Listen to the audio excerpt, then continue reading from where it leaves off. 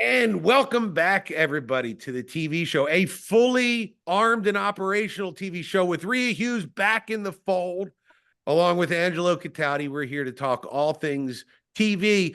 But I'm going to start with something that isn't TV related. It's a personal thing about that I love to follow, which is the box office. I'm a box office nerd. I don't know if you guys are.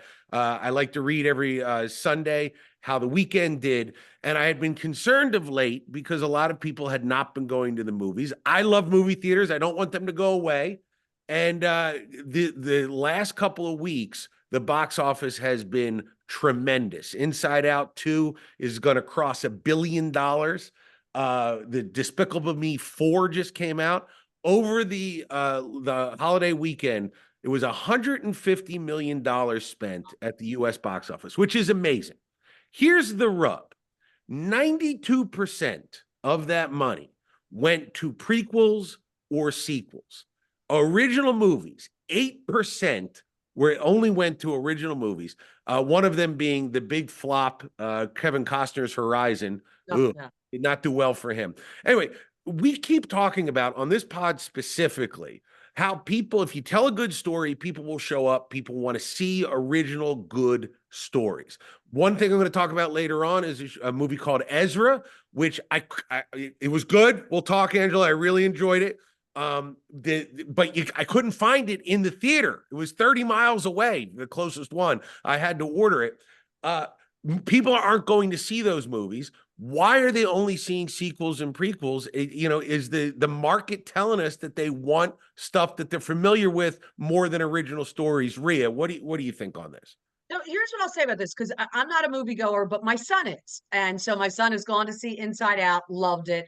I'm sure he'll go see Despicable Me. But last summer, he went to the movies and saw Barbie and saw Oppenheimer, and he loved both of them. Yeah. So, to me, I don't know what, Horizon, like you mentioned, didn't do well. If there's not good original programming, then you're going to go see what's familiar to you. That you like, this is a good storyline, especially when it comes to the animated stuff. You love the voices. So I think if there's good original material, last summer showed you that with Barbenheimer. Yeah. People will go see it if the quality is there. Absolutely. Jay, don't take this as that I'm a weird guy. After this show, spurred on by what this topic is, and you couldn't get me to see Inside Out 2 or Despicable Me 4 at gunpoint, all right? But I plan to text my wife and ask her out on a date Saturday night to go back to the first days of our dating when we went to the movies. Nice. And I plan to take her out. If she says yes, she may shoot me down. That's true. I'm taking her to the movies Saturday night, Jay, because all I've done on this podcast is bitch about how they're not making any movies and they all end up on TV, which I'm sure this one will too. But I am taking her to see Fly Me to the Moon. Oh, Channing Tatum and a woman I don't even enjoy in the cinema, Scarlett Johansson. He calls her fat, Jay. I just want you to know that. She still seems a little bumpy. But anyway, bottom line is... level with that statement, Angelo Cataldi. It's set in the late 50s, early 60s. It has a NASA background, and it's a real movie. A, it looks fun. It's original. Yeah. B, it's a drama, but it's got some comedy mixed in. They don't make... If I keep coming on this podcast and telling you Knox Comes Home is one of the best things I've ever seen, why wasn't it in the movies? Ezra, why wasn't it in the movies? When one is in the movies, it's probably only going to be in a few days, a week. Right. I got to go. I got to support the movie industry by going, because in 2 weeks you can see it on television. I'm going to do it because it's original, Jay. It's actually, somebody sat down and had an original idea and wrote a story about it.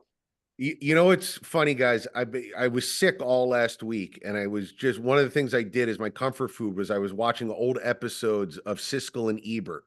and they were running through their worst of the year. So I'm watching like Siskel and Ebert talk good. to the year in 1988. And back then they're like, oh, so many sequels, so many popcorn movies. We're talking about stuff like we had no idea how good we had it in 1988. Like if you could transport them to like Despicable Me 4, Gene Siskel would have jumped out of a window into a movie. Yes. Right.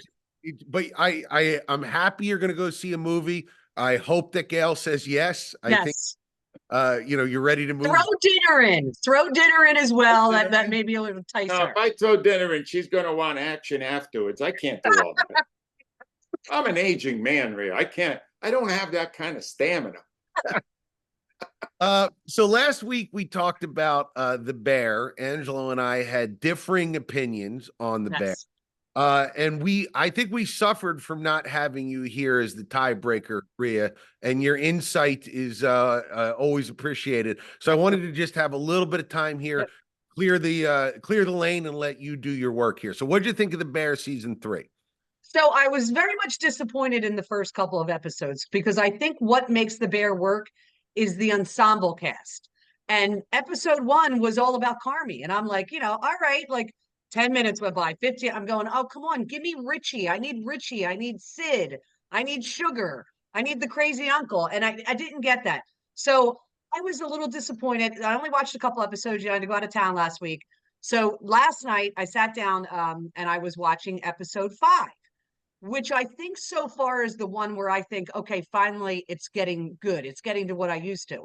And Sydney is talking to Carm about the closing of Chef Terry's restaurant. And I just wanted to read their dialogue real quick because number one, this is why I think we love the Bear, but it had a tie-in. So Sydney said, Terry had a pretty incredible run. And Carm goes, yeah, it was a great place. And Sydney says to him, which I thought was a great line, did you know when you were there that it was special? And Carm pauses and he says, I don't know. I was too busy to know at the time. And she said, at least you got to be part of that. And Angela, this is where I will say to you, the minute that scene happened, I paused it and I rewound it like 3 or 4 times. And I went, that's how I feel about you and the WIP morning show. I think I was too busy working the show for 26 years with you to know how incredibly special it was. So like, I'm getting emotional, but like I was brought to tears during that segment because it reminded me of you. That's a beautiful statement. I love that. In a Rhea moment, I'm speechless. No, I honestly, never say anything Rhea, nice you were to my Angelo, guiding but light. Thank you so much for that. It was pretty hectic. But you were my guiding light on this season because you were watching it a little bit ahead of me and you were telling me, wow, this is frustrating. It's not what it was. Yeah. And so I went in with that and I despised the first 5 episodes. Yeah. I took an almost full week break. I trashed it on the podcast there. I liked episode 6, even though it wasn't in the style of when I really loved it the first 2 years. It was really the story of the woman who's the office manager, Tina. Oh, Tina. Tina. She's terrific in it. She is. Brought back Mike, the dead brother. They brought him back. And they had this 25-minute conversation about what they're looking for in life. And it was just really well done. It was. It was that episode. And I went, who did this episode? Because this is what, and it was Sydney. Yes. Oh, yeah, she did direct one. Yeah. Io Idibiri was the director of that episode. And I said, they should just let her direct the rest of them because it's not artsy fartsy the way most of the first 5 were. And it was better. 7, I've gotten through 7 so far. It's not what it was. I mean, look, Jay enjoyed sending me a lot of emails we got trashing me for my opinion. Here's what my response is. Last year, it had an audience approval rate on Rotten Tomatoes of 93, which is awesome. Yeah. Right now, season 3, 58. Wow. Right? When you drop 35 percentage points in 1 year, you have lost some of those people. And what were the critics' ratings? The Were they a critics' lot higher? ratings have remained high, but not as high. It was like You a want to know? 99, 100. Now it's 93. And I will tell you why, because anybody who liked episode 1 went, Right. it was beautiful. Right. The filmography. I'm ripping you. That's Pretentious Jay over here. Yeah. No, you do it for 5 minutes, but not the whole episode. no, Rhea, you should watch these things with me. I'm watching it with my wife, right? And Gail's going, you wouldn't like that. And I went, because it was a tiny little piece of tuna and then Yes. all little drippings and stuff, right? I go, Yeah. that's dinner? That's not even an appetizer. If you are using tweezers to put something onto my steak, you are not giving me enough food. I'm just telling you Yeah. right now. Yeah. That steak But- incorrectly. See, it is a thing, Jay. Rhea, Jay falls in love and stays in love. I And they can throw a lot of junk at Jay, and he's going to find a way to like it. And it's why he's only been married once. So I understand that. You know, Jay, Rhea, that's right. We're That's what sticking it it out. I don't care how bad this season is. Next season will be better, I'm sure. Good. All right. Speaking of sticking it out, the Paramount just merged with SkyDance, and we have an incoming new president of Paramount. SkyDance, Larry Ellison's son's company. When your dad's one of the richest men in the world and you want to get into movie making, my dad bought me a camera. Larry Ellison bought him a studio. So, okay, not bad.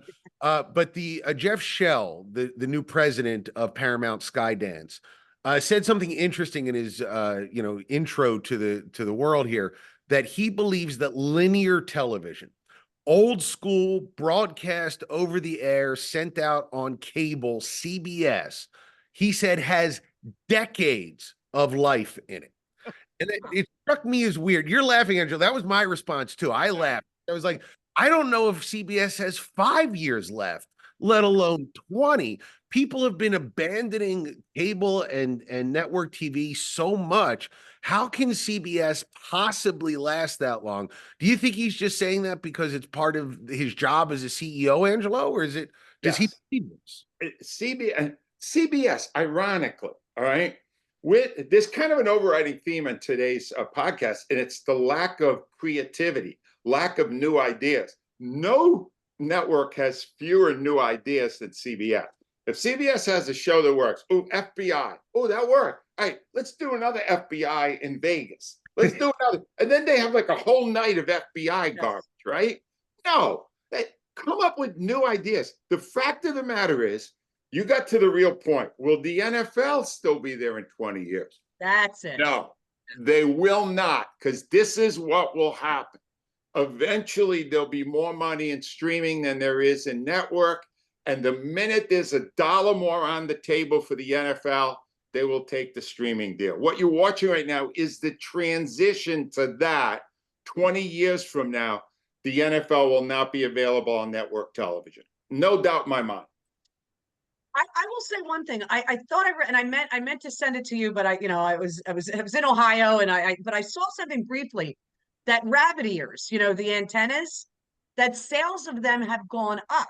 But I just wonder if, because you can, like, during the pandemic, I wanted to have friends over, but we were only allowed to have 6 people, and we all had to sit like the government was watching me in my backyard. I could only have 6 people.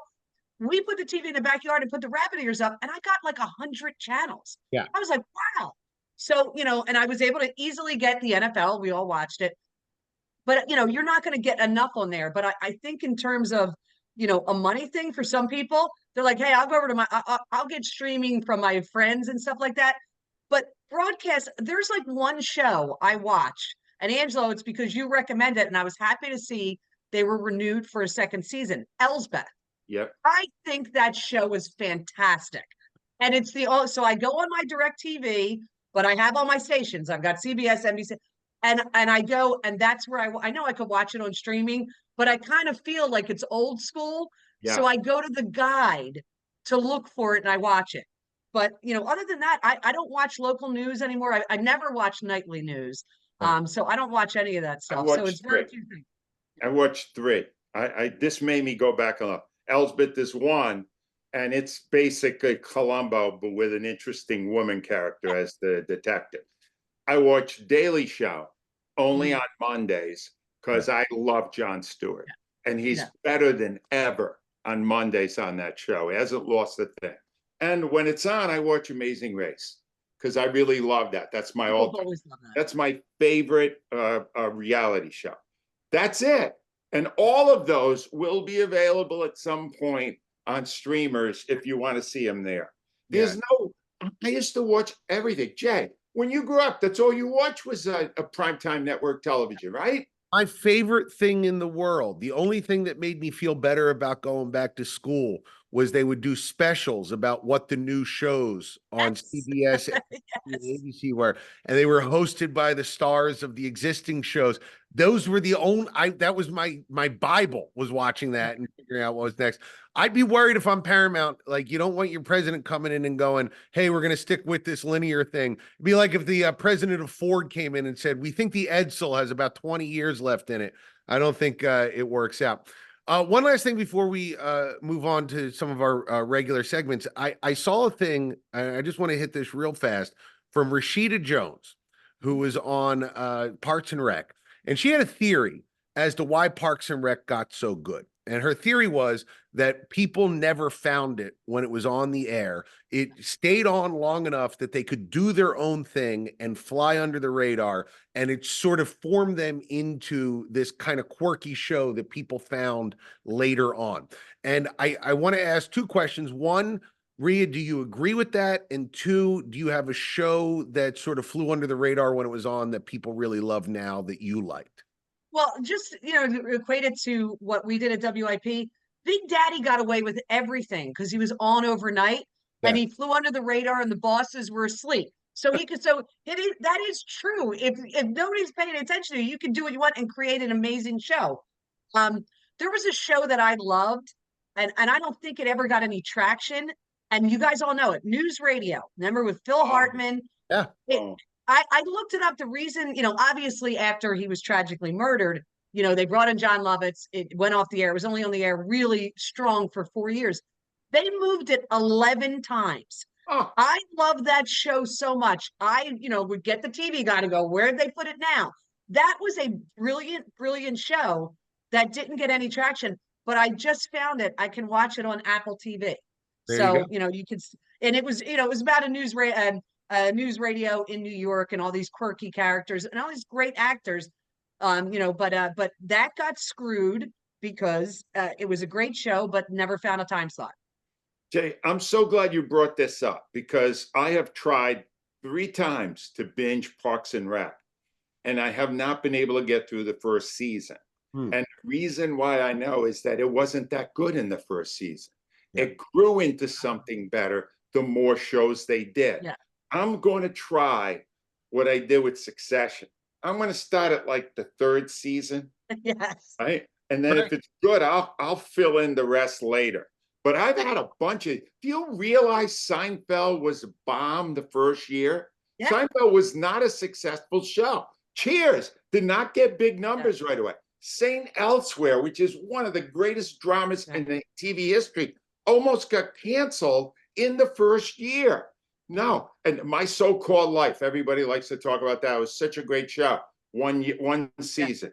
Friends and Geeks, Freaks and Greeks. Freaks and Geeks, I love that show. Right, and one more, because I don't miss an opportunity. Here's a show that never got on the air that was unbelievably great. Jay's show. Jay, what was the name of that show again? Paulie, if you're a television executive listening, Paulie. Still haunting me. It's one of the best hours of TV I've seen this year, and you had to send it to me because it appeared nowhere. What? Yeah.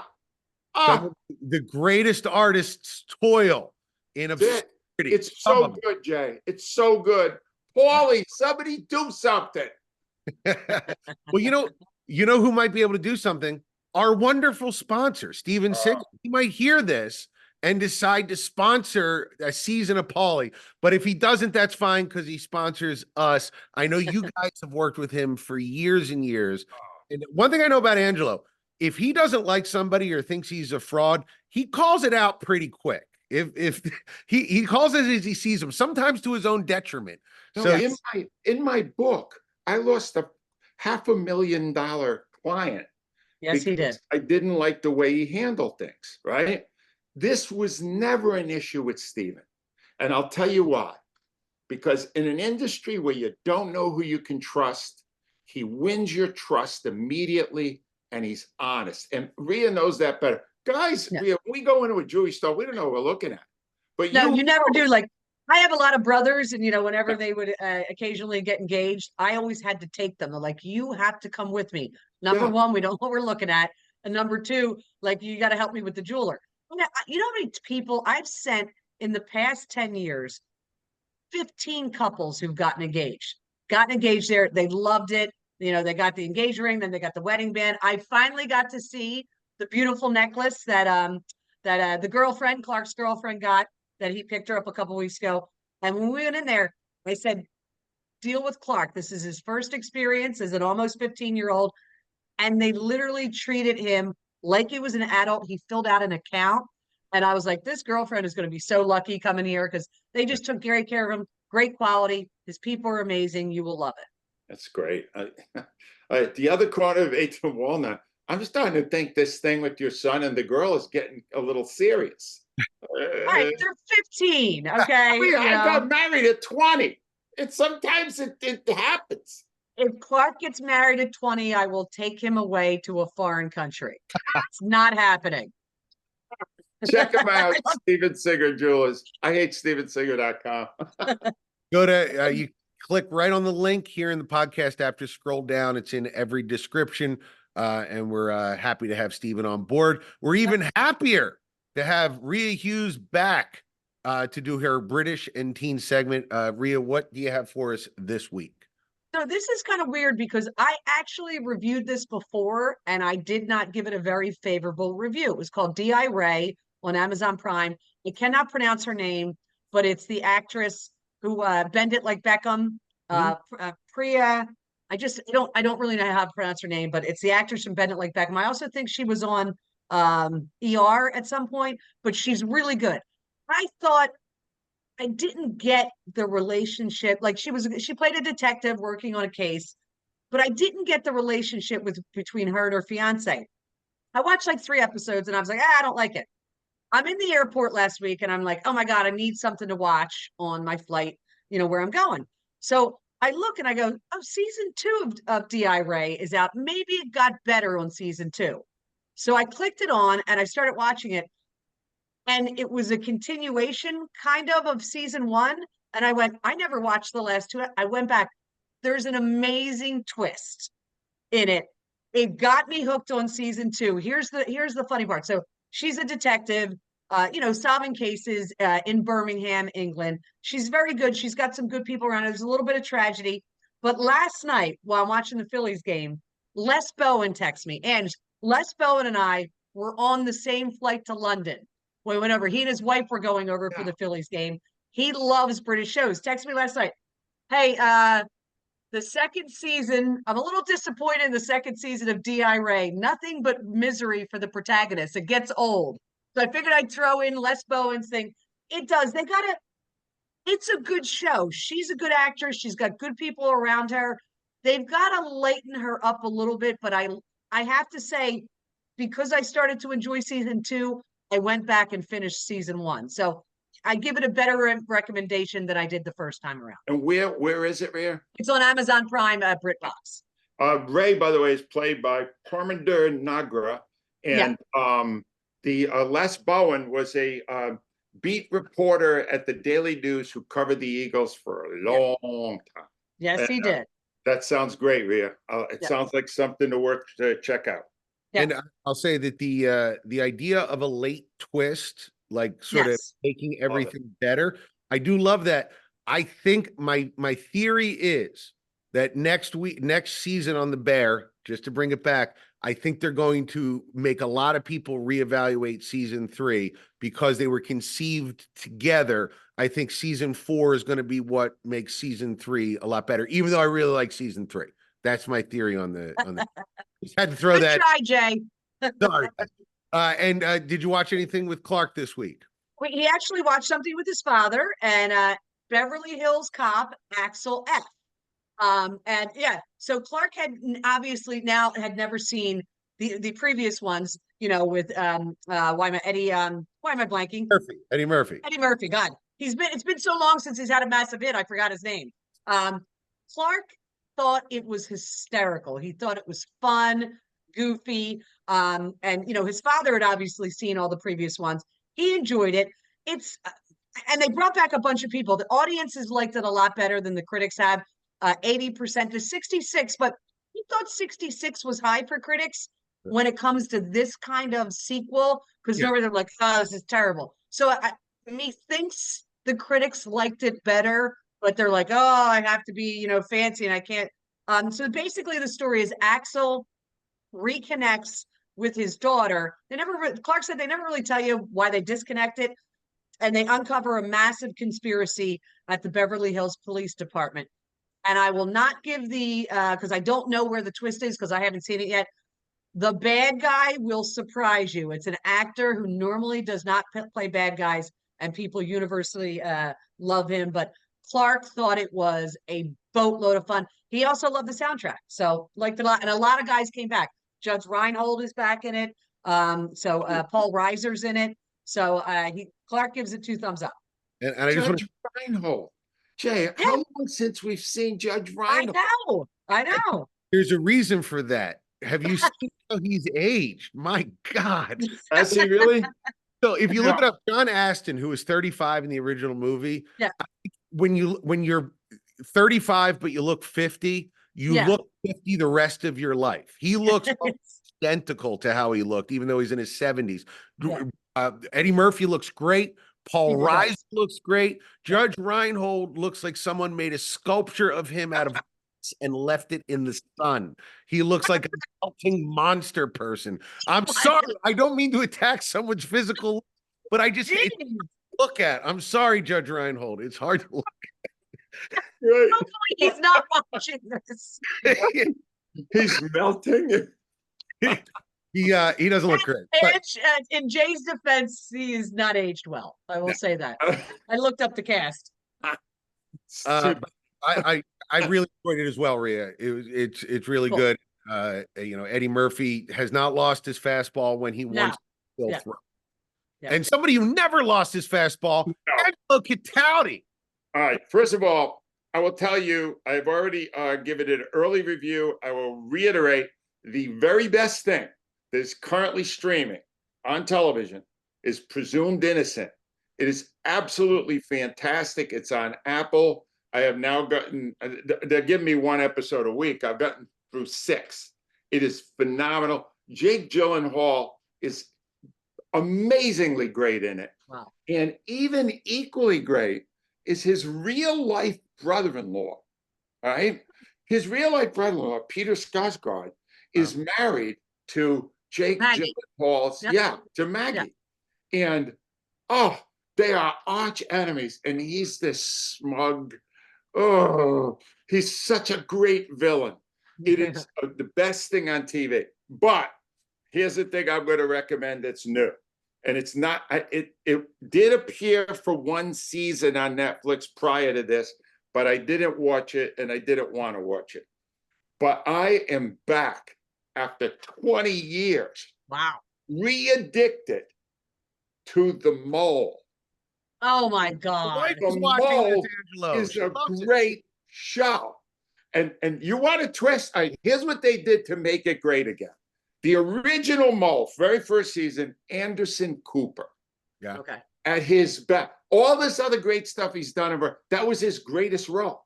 Because he was spooky and eerie. And he had that low voice.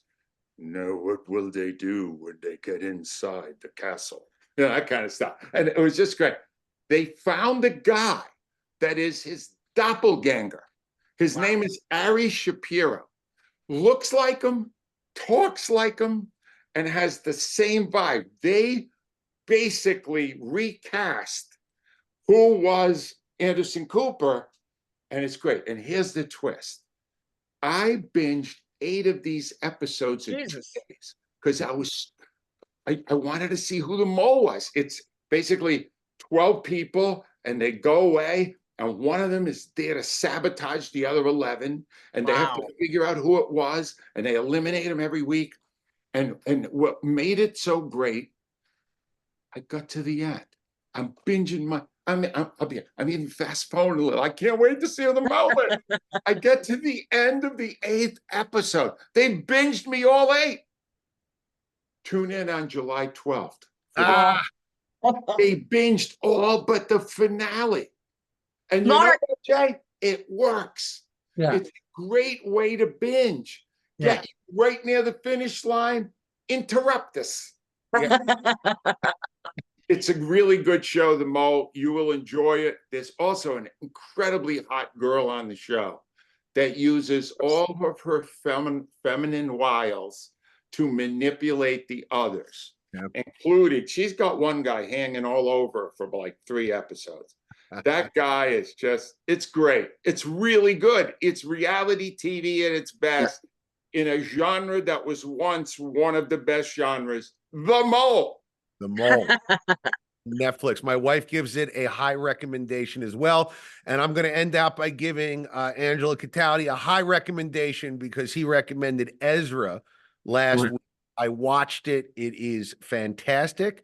It did not go in the direction I thought it was going to go. It had not a twist ending, but a satisfying ending without giving everybody what they wanted, if that makes sense. I really enjoyed it. Bobby Cannavale, am I saying that right? I think that's he was great. His stand-up stuff wasn't bad. It wasn't like Sally Field. He was more Tom Hanks than Sally Field in Punchline. So I think he actually, he's at the Cellar at one point. I have the feeling that a lot of those stand-up bits were him actually performing in front of a crowd. Wow. All the movie Punchline back in the 80s. Yeah, of course, yeah. Among comedians, because Sally Field did not do any practice, showed up and just recited her lines to an audience program to laugh because they were extras. But Tom Hanks spent 6 weeks doing stand-up 5 nights a week. Of course he did. Want to know the difference between what a stand-up does versus a monologist? It's a good thing. Anyway, long story short, the kid playing Ezra was fantastic. And, as a comedian who my wife has oftentimes thought might be on the spectrum, it is a very sort of hit home to me. I asked my son to watch it today. He has not woken up yet because it's summertime and he's 16. But I'm hoping that I will get a review from him shortly. But I gotta mention one thing, Jay. I just realized a topic I would like to explore next week, because one of the things that really appealed to me about Ezra is that I knew the real life stories of the people in it. And I knew that Bobby Cannavale is actually married to Rose Byrne, who is his estranged wife. And then I've got Jake Gyllenhaal and his brother-in-law, Peter. I would like to explore next week whether it's an advantage or a disadvantage to know the backstory of the people involved in a show. And whether, because for me, it's an advantage. It makes me more interested. But it also, you won't watch stuff for people you don't like. No, that's right. But I might watch it if, like, I'm trying to make a statement, like I'm going to be doing with Fly Me to the Moon. That's a statement. Everybody, go to the movies this weekend. Make a statement. Make a statement. Let's go over, speaking of statements, what did we talk about this weekend? All right. Well, you are very highly recommended Inside Out 2 and Despicable Me. Both of them, Despicable Me. They're both in theaters now. Check them out. They'll be on TV in a couple of weeks. The Bear, we're kind of moving around on it. We're getting a little happier, but not all the way. And that's on Hulu, and that is still a massive hit for most people. The Mole is available on Netflix. Hold on, I left some stuff out here. D.I. Ray is on Amazon Prime. If you'd like to binge Parks and Rec, that is on Peacock. And the Beverly Hills Cop Axel Foley is, where is that one, man? Movie, he saw it in the movie. No, I think it's, it's on one of the streamers. Check on that. Make sure on that. Let me check it.